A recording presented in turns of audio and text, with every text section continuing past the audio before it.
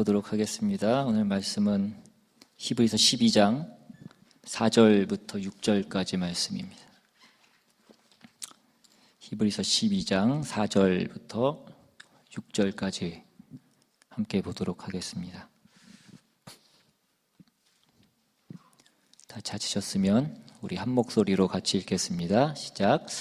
너희가 죄와 싸우되 아직 피 흘리기까지는 대항하지 아니하고 또 아들들에게 권하는 것 같이 너희에게 권면하신 말씀도 잊었도다 일렀으되 내 아들아 주의 징계하심을 경히 여기지 말며 그에게 꾸지람을 받을 때에 낙심하지 말라. 주께서 그 사랑하시는 자를 징계하시고 그가 받아들이시는 아들마다 채찍질 하심이라 하였으니 아멘. 기도하겠습니다. 하나님, 오늘도 주님의 그 귀한 말씀이 우리 가운데 선포되어지기를 원합니다. 오늘 주의 종을 사용하시고 주의 종의 입술을 통하여서 주님의 그 생명의 말씀이 온전히 선포될 수 있도록 우리 마음 가운데 새겨지게 하여 주시옵시고 우리의 생각을 바꾸고 우리의 삶을 바꾸는, 우리의 믿음을 바꾸는 귀한 말씀 될 수 있도록 주님 인도하여 주시옵소서. 악한 것, 우리의 생각을 흐트러뜨리는 것 틈타지 않게 주님 도와주시옵시고 감사드리며 예수님의 이름으로 기도드리옵나이다. 아멘. 예. 오늘 마더스데이입니다. 예. 그러니까 꽃도 받으시고 아마 이따 점심때는 또 우리 형제님들이 아마 맛있는 점심을 아마 준비해 주신 걸로 알고 있습니다. 예, 그래서 여기 계신 분들은 그래도 성공까지는 모르겠지만 실패하지 않으신 분들이신 줄로 믿습니다. 근데 요즘 세상을 보면 자식을 잘못 키워서 그 고개를 숙이는 부모들을 많이 보게 됩니다. 특별히 재벌이나 정치인이나 그런 사회 지도층들의 그 자식들의 어떤 일탈로 인한 사건, 사고로 인해서 그 부모들이 망신을 당하고 또 그 뜻대로 되지 않는 자식 때문에 그 골머리를 앓고 있는 그 부모들을 많이 보게 됩니다. 그 예전에는 부모의 죄 때문에 자식이 피해를 보는 그 연자제라는 것이 있었는데 오히려 요새는 반대로 자식 때문에 부모가 망신을 당하는 역연자제 같은 그런 실태가 벌어지고 있다는 것입니다. 불효자는 웁니다가 아니라 아버지는 웁니다라는 그런 현상인 것입니다. 예전에 그 드라마 사극 같은 걸 보면 그 대사 중에 불초 자식을 용서해 주십시오라는 그런 대사가 있는 것을 들은 적이 있습니다. 불초 자식이 무엇입니까? 아니 불자에 닮을 초자, 그러니까 닮지 않은 것, 부모를 닮지 않은 자식을 얘기하는 것입니다. 그래서 불효라는 것은 부모에 대한 반발로 인한 어떤 문제라고 한다면 그 불초라는 것은 말 그대로 어떤 부족함과 어떤 미흡함으로 인해서 부모에게 걱정을 끼치는 경우를 얘기하는 것입니다. 그 임상심리학자 중에 한 명인 피오나 오더이티라는 사람은 큰 성공을 거둔 부모의 자식들이 그렇지 못한 부모의 자식들이 이룬 성취보다 그 못한 경우가 많다는 것을 그렇게 발견하게 되었습니다. 그리고 그 원인으로 얘기하는 것 중에 하나가 그 성공한 사람들, 성공한 리더들은 그 시간의 가치가 높기 때문에, 그러니까 쉽게 말하면 그 사람들은 바쁘기 때문에, 그 사람들은 시간이 돈인 사람들이기 때문에 자신의 자녀들과 그 집안일을 돌보는 일에 시간을 잘 할애하지 못하는 것이 그 원인이라고 그렇게 얘기했습니다. 그러니까 성공한 리더의 자녀들은 그렇지 못한 부모의 자녀들보다 부모들과 같이 보낸 시간이 상대적으로 적고 그래서 정서적으로도 덜 가까웠다라는 것입니다. 사회적으로 성공한 사람들은 아이들을 돌보는 일조차 대리인이나 고용인을 시키는 경우들이 많기 때문이라는 것입니다. 전에도 말씀드린 바와 같이 우리가 돈 벌고 돈이 있게 되면 어떻게 한다고 그랬습니까? 돈으로 모든 것을 다 때운다는 것입니다. 자식을 키우는 일조차 돈으로 그것을 때우려고 하는 것입니다. 그래서 금수저가 영원토록 금수저가 될 수 없는 것은 가치 있는, 그러니까 부모와 같이 있는 시간의 절대적인 부족 때문에 결국은 그것이 대대로 이어지지 못한다라는 것입니다. 흔히 자식은 아버지의 등을 보고 자란다라는 그런 말이 있는데, 등만 보여줄 것이 아니라 아버지의 가슴을 보여주는 것이 필요하다는 것입니다. 아이들은 부모의 어떤 수준과 기대만큼 성장하는 것이 아니고 같이 보낸 사람의 그 수준만큼 성장하게 되는 것이라고, 그가 보여준 사랑과 관심만큼 자녀들은 성장하게 되어 있다라는 것입니다. 그러니까 우리가 그냥 자녀들에게 나처럼 되라라던가 혹은 나처럼 되지 말라라고 말로만 할 것이 아니라 부모가 자식에게 해야 될 것은 그 시간과 그 사랑과 그 애정을 투자해야 된다는 것입니다. 그래서 예전에도 보면 자식을 기르는 것을 농사에 비유해서 자식 농사라고 그렇게 얘기하는데, 그것을 농사에 비유하는 것은 그만큼 시간을 들여야 되고 그 과정이 필요하고 많은 노력이 필요하기 때문이라는 것입니다. 하나님께서 우리를 하나님의 자녀로 부르셨습니다. 그리고 우리를 그 하나님의 자녀로 양육하시는 그 일을 하나님께서 소홀히 하지 않으신다는 것입니다.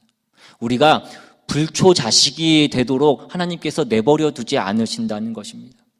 우리의 성품과 우리의 인격과 우리의 그 존재 자체가 하나님을 닮은 그 하나님의 자녀답게 되게 하는 그 일을 하나님께서 포기하지 않으신다는 것입니다. 그래서 그 일에 많은 시간과 과정이 필요한 것이기에 우리의 삶 가운데, 우리가 있는 이 시간과 이 공간 가운데 하나님께서 역사하시고 하나님께서 간섭하셔서 그 일을 이루신다는 것입니다. 그리고 그 과정 가운데 때로는 하나님께서 징계하시고 훈계하시고 때로는 매를 다스릴 때도 있다는 것입니다. 우리는 우리의 신앙 현실이 왜 이렇게 고달프냐 하는 그 문제에 있어서 우리는 우리의 신앙이라는 것이, 신앙이라는 그 이름으로 우리 앞에 있는 어떤 고단한 문제들을 면제받는 것이 그 목적이 아니라 하나님께서 우리를 하나님의 자녀로 부르시고 우리를 하나님의 자녀답게 만들기 위해서 이러한 고단한 인생이 우리 앞에 있다라는 것을 확인해야 된다는 것입니다. 그래서 믿음이라는 것은 마치 우산을 준비하라는 것과 같다라고도 얘기합니다.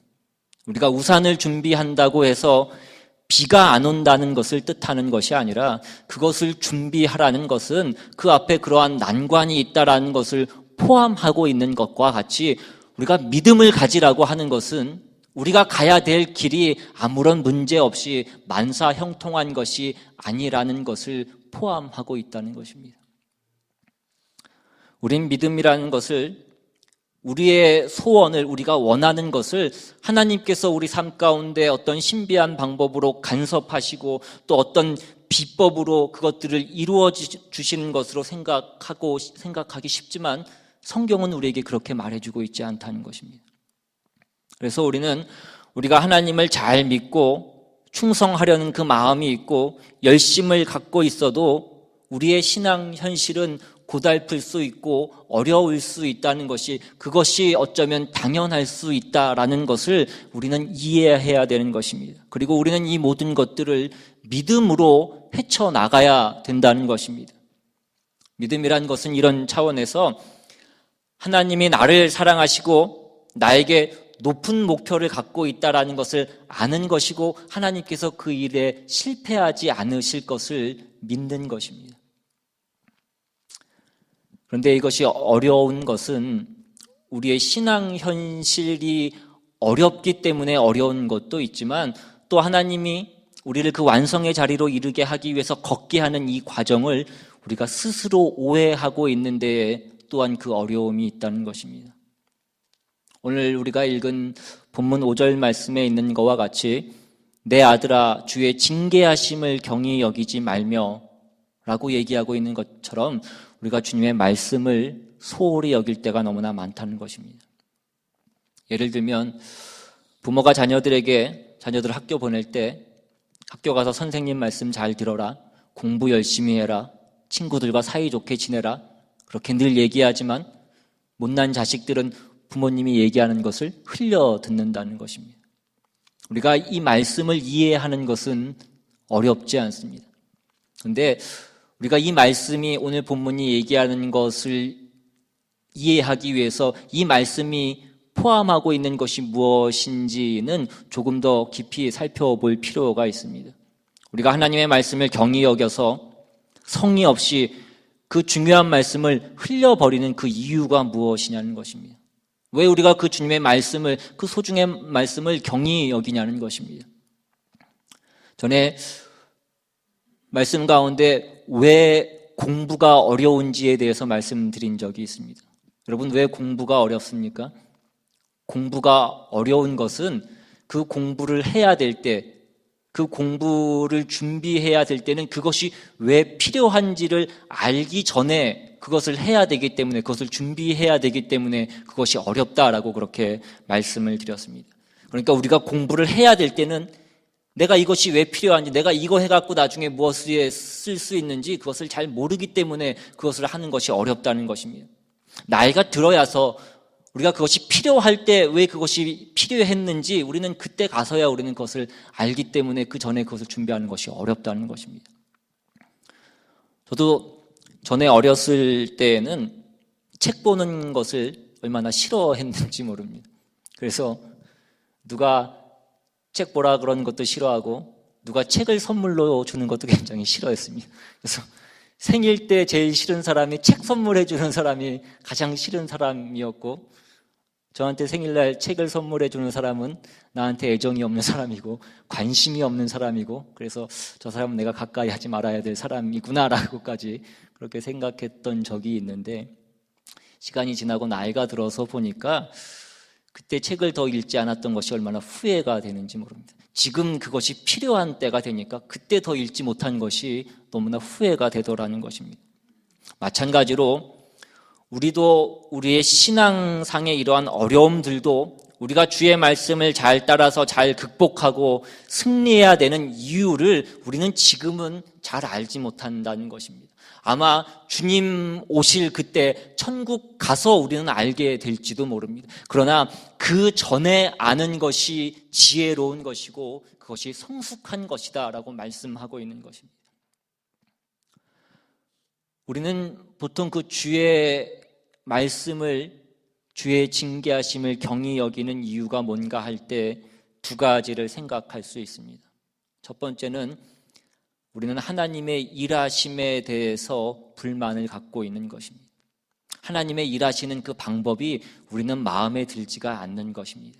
하나님께서 일하시는 것이 도무지 우리의 처지는 이해하지 않는 것 같고 그냥 대충 성의 없이 하시는 것 같고 하나님 일방적으로 일하시는 것 같이 우리는 보이는 것입니다. 내가 하나님이라면 나는 이렇게 하지 않겠다라는 그 생각이 우리 가운데 있다는 것입니다. 다른 것 다 관두고 내가 하나님을 향하여서 그 열심을 가지고 있고 내가 그 충성하기를 원하고 내가 하나님을 향한 그 순수한 마음을 가지고 있는데 하나님께서 그것을 아신다고 한다면 나는 나 같은 사람한테 모든 능력과 권세와 그 힘을 다 주겠다라고 하는 그런 생각을 우리는 갖고 있는 것입니다. 하나님께서 나에게 그 형통한 길을 열어주시고 그 능력을 주시고 그 힘을 주시고 그 자리를 주시고 그 명예를 주셔서 그러면 내가 얼마든지 하나님께 봉사하고 하나님께 큰 영광을 드러낼 것인데 하는 그런 생각을 우리는 갖고 있다는 것입니다. 그런데 그런 열심을 갖고 있는 나에게는 하나님께서 그 능력을 허락하시지 않으시고 나를 형통하게 해주지 않으시고 저 하나님을 모르는 저 왼수 같은 자들은 그냥 마음대로 사는데도 잘 먹고 잘 살게 해주시는 것 같은 그 모습을 볼 때마다 우리는 그것이 마음에 들지 않는 것입니다.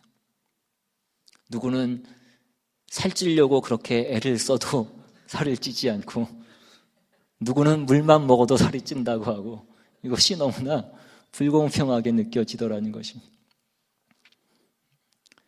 지난주에 저희 집사람이 잔소리한 얘기를 말씀드렸지만, 지난주에는 한 가지 더 말씀드리면, 이제는 더 가서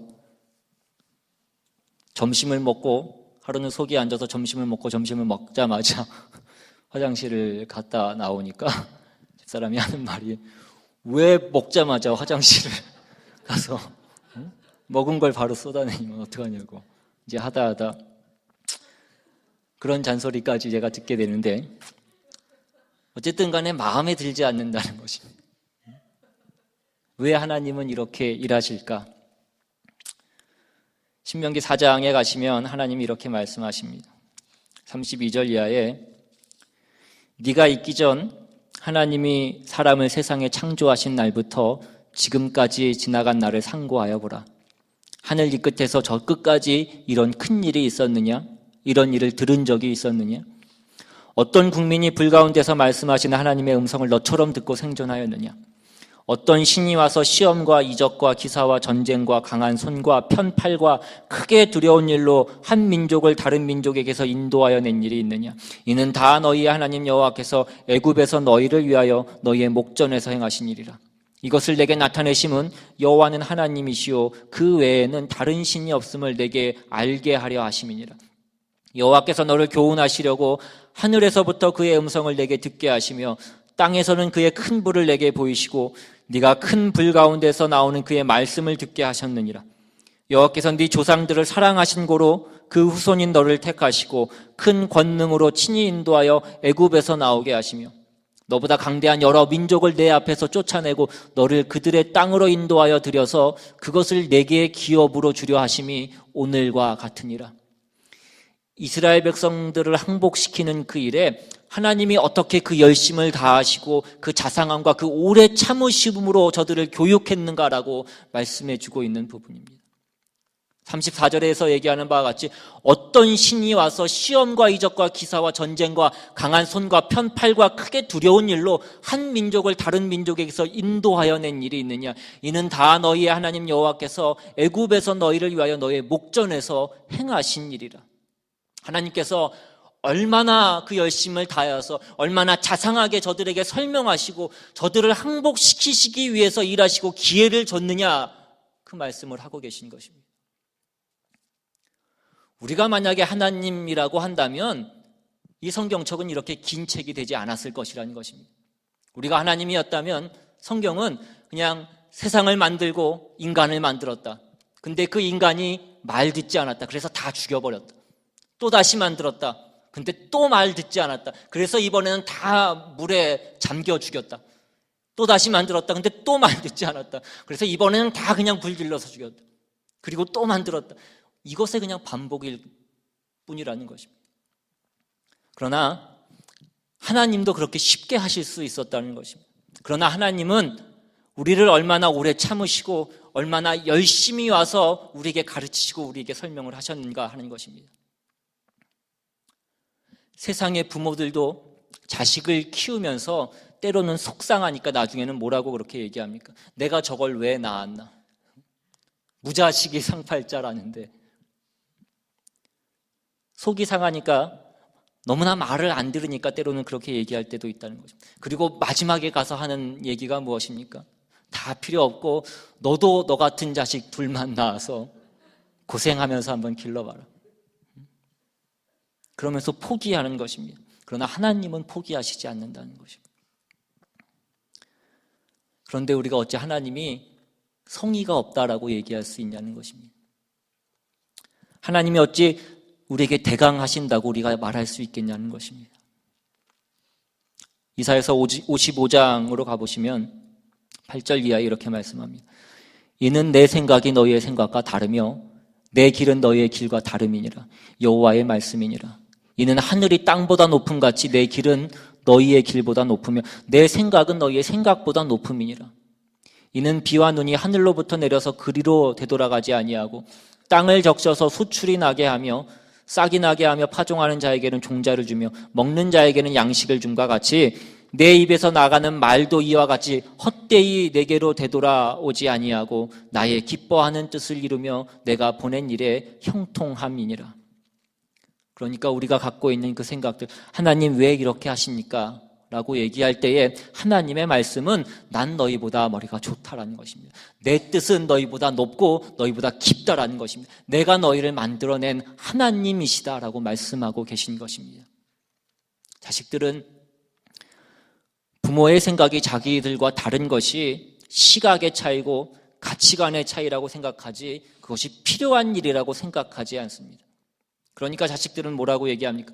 부모님은 부모님의 인생이 있고 나한테는 내 인생이 있다라고 이렇게, 내 인생은 내가 알아서 살겠다라고 그렇게 얘기한다는 것입니다. 그런데 뭘 알아야 알아서 살지 않겠냐는 것입니다. 자식들이 아는 건 그냥 부모에게 돈 달라는 것밖에 없다는 것입니다. 왜 부모들이 애를 써서 공부를 시키는지, 왜 해달라는 대로 다 해주지 않고 때로는 훈계하고 때로는 징계하고 때로는 매를 드는지 자식들은 모른다는 것입니다. 두 번째로 우리가 이 하나님의 징계하심에 대해서 항복하지 않는 또 하나의 생각은 뭐냐면 우리는 그냥 쉽게 가자는 것입니다.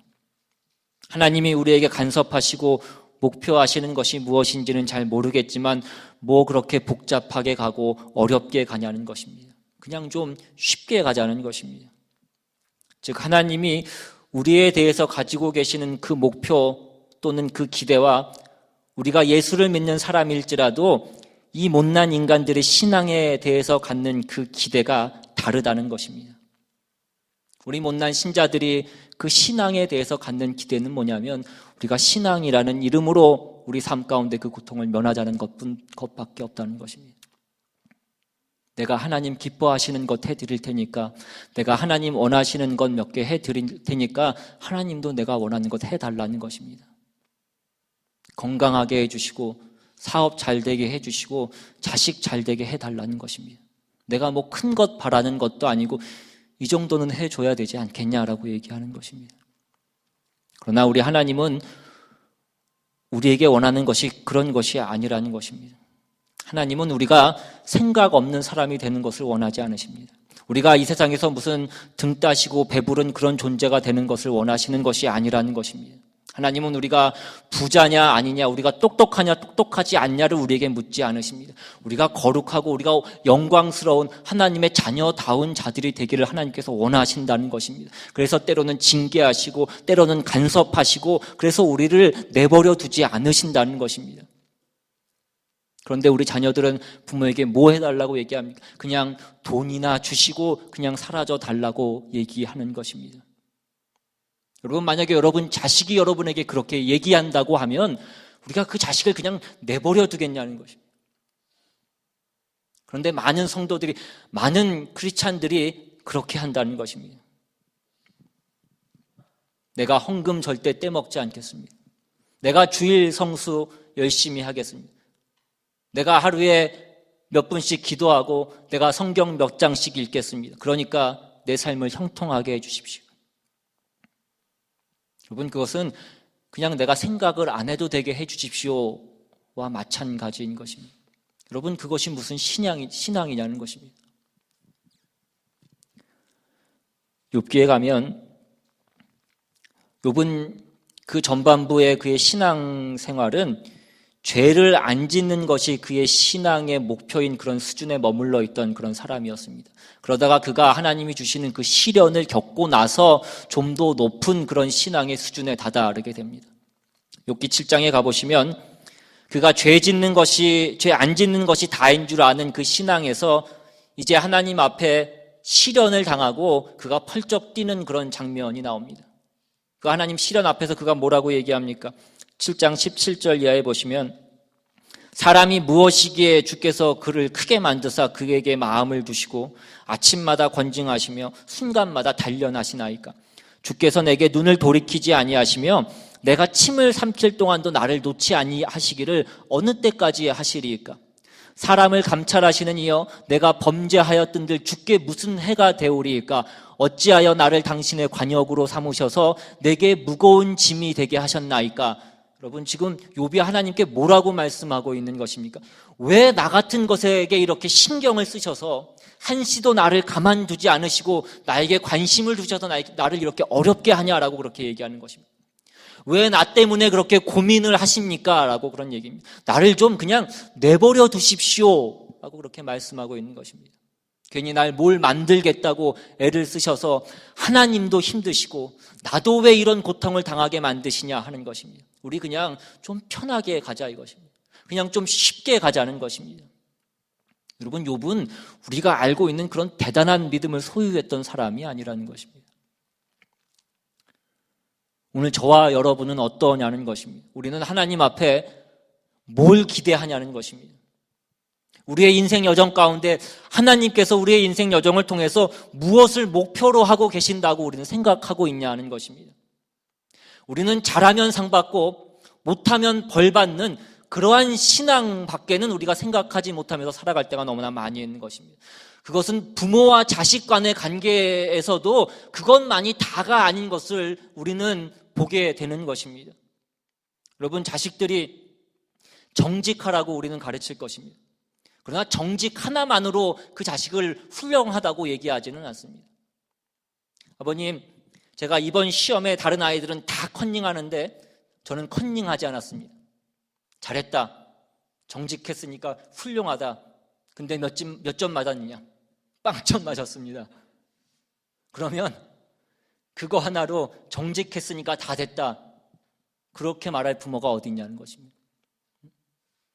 저는 거짓말하지 않았습니다. 그러면 너 공부 안 하고 뭐 했냐? 그냥 디비저 잤습니다. 그것 가지고 훌륭하다고 얘기할 부모가 어디 있겠냐는 것입니다. 인간으로서 가야 될 그 격이 있고 이루어야 될 그 수준이 있다는 것입니다. 욥은 죄를 짓지 않았습니다. 혹시라도 자기가 실수라도 자기가 죄를 지을까봐 늘 염려하고 걱정하고 조심하면서 살았던 사람이었습니다. 그런데 하나님께서 그에게 어려운 시련을 만나게 하십니다. 욥의 친구들이 와서 당장 욥에게 공격했던 말이 무엇입니까? 네가 무슨 죄를 졌기 때문에, 네가 무슨 숨은 죄를 졌기 때문에 하나님께서 너를 벌하시는 것이다 라고 그렇게 얘기합니다. 욥이 펄쩍 뜁니다. 내가 무슨 죄를 져서 내가 고난을 당하는 것이라면 내가 억울하진 않겠다. 나는 죄를 짓지 않았다. 내가 하나님을 한번 만나서 따져보고 싶다라고 그렇게 얘기합니다. 그러니까 친구들이 뭐라고 약을 올립니까? 네가 곧다이로 얘기하는 것만 봐도 너는 죄를 지은 것이다. 하나님께서 네가 죄를 짓지 않았는데 너에게 이런 시련을 주겠느냐라고 그렇게 얘기하는 것입니다. 그런데 욥은 아무리 생각해봐도 자기가 죄를 지은 기억이 없는 것입니다. 나중에 보니까 그것이 잘잘못의 문제가 아니라 하나님께서 그를 훌륭하게 만들기 위해서 하신 일이라는 것입니다. 하나님이 어떤 분이신지를 알게 하기 위해서 하신 일이었다라는 것입니다. 하나님이 그냥 힘만 세신 분이 아니라 지혜가 있으신 분이시고 인격이 있으신 분이시고 너와 관계를 맺고 싶으신 분이라는 것을 그를 통하여서 알게 하기 위해서 하나님께서 그렇게 하셨다라는 것입니다.